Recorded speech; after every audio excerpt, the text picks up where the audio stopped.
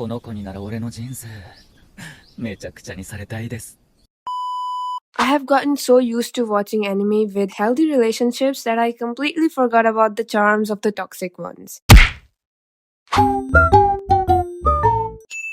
There are a handful of new animes that came out in fall 2024. And since I'm in my rom-com girly era, I was interested in Yakuza Fiancé a bit more than Dan Dan Dan. But I should have at least read the manga for both of them. Because it's safe to say that I was shocked after watching them. Like jaw on the floor and eyes out of socket kind of shocked.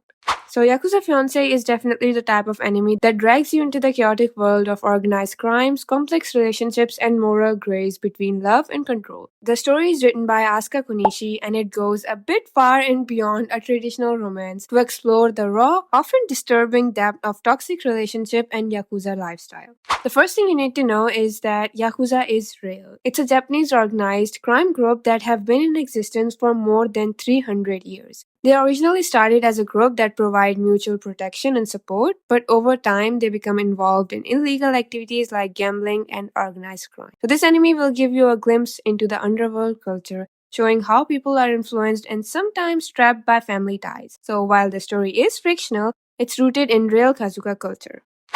Alright, so the story begins by introducing Yoshino, a 17-year-old high school girl who comes from a traditional Yakuza family in Osaka. She is surprisingly unbothered by the criminal world around her, but she has no desire to engage in it. Oh, and she's single, so despite her quiet life in Osaka, her grandfather, the leader of her family, suddenly arranged her engagement to Kirishima Miyama, the heir to the rival Yakuza based in Tokyo, as they form an alliance. So Yoshino is shipped off to Tokyo to live with them. There she meets Kirishima and begin her new life as his fiancé. At first, Kirishima appears charming and well-mannered, and seemingly a perfect Yakuza heir with good looks and polite behavior. He's also very popular at school, and since Yoshino arrives with him, his fangirl starts to bully her. She ignores them and keeps her head straight. However, it doesn't take long for her to notice that there is something disturbingly off about him. Behind his pleasant personality, Kirishima is a dangerous person with a fake smile. He is willing to use violence without hesitation and seems to take pleasure in it. Yoshino witnessed him casually walking in while covered in blood one night, and later he beats the life out of some men who had tried to harm her in the alley with a smile on his face.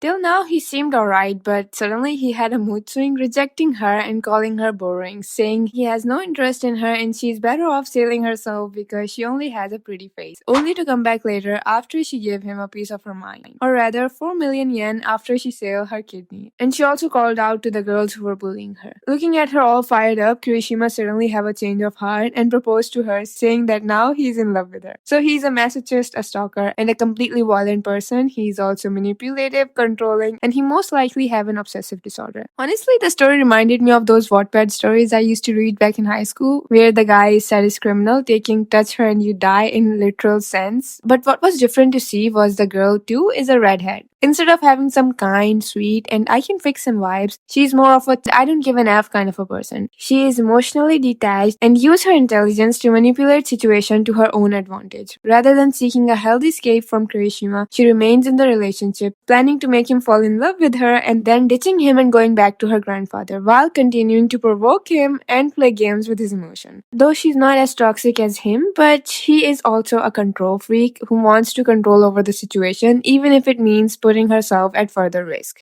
So the relationship between them is going to be a roller coaster. Kirishima may look like a classic romantic lead, but as I said, his dark nature surfaces unexpectedly. He's spontaneously protective and possessive, and Yoshino often finds herself in dangerous situations. Despite this, Yoshino have hold her ground, planning to manipulate Kirishima so much as he tries to control her. Their love-hate dynamic will definitely make this an engaging and often tense storyline. And it's not just a dark rom-com, it also have frequent scenes of intense action, with violent crashes between Yakuza factions. Kirishima's short temper and need to prove himself will probably lead to so many of these conflicts, making him a character to both fear and root for. Oh, and the story will most likely have a lot of element of mystery, as Yoshino will navigate her life with Miyama family while keeping up with Yakuza politics, figuring out who can truly be trusted. And Yakuza Fiancé is definitely not for younger audience. With this intense intense theme of crime, toxic romance, and sometimes a little graphic content, it's best suited for older teens and adults who can appreciate the mature storyline. So be careful. While the show leans heavily into the dark themes, it also knows when to light the mood. The comedy mostly arises from sarcastic dialogues between Yoshino and Kirishima, and it's honestly a strange mixture of light-hearted moment and somewhat shady setting. Lastly, Yoshino have two boys in line for her love. Everyone has their favorite romance trope. However, a not-so-loved one is the love triangle. Many people dislike them because someone always end up getting hurt, including myself. But people who like love triangles say that the painting and the heartbreak are the part of the enjoyment. Shouma grew up with Yoshino and he probably has been in love with her ever since. She considers him as her family and he's willing to go as far as killing Kirishima for her if he ever caused her too much trouble. But even if Kirishima and Shouma fight for Yoshino's affection, I think her choice is obvious. So it's more of a love angle than a triangle. I like the second lead more because he seemed way nicer than the main lead, but maybe my opinion about Kirishima will change. I mean, they grew up in this part of life, and despite him taking part in adult things, I can't help but notice his childish side when he's with her, like braiding her hair while she sleeps. So I do find him a bit cute, however, I'm not sure if things get better or worse since I haven't read the manga completely. So if you have read the manga, please give a little spoiler because I'm so close to dropping it. That's all for today. Take care of yourself and goodbye. No, you'll never be the same. I don't really wanna hurt you, but I can't control the pain. If you're sticking by my side, maybe we could be okay. Okay, maybe you could be the change.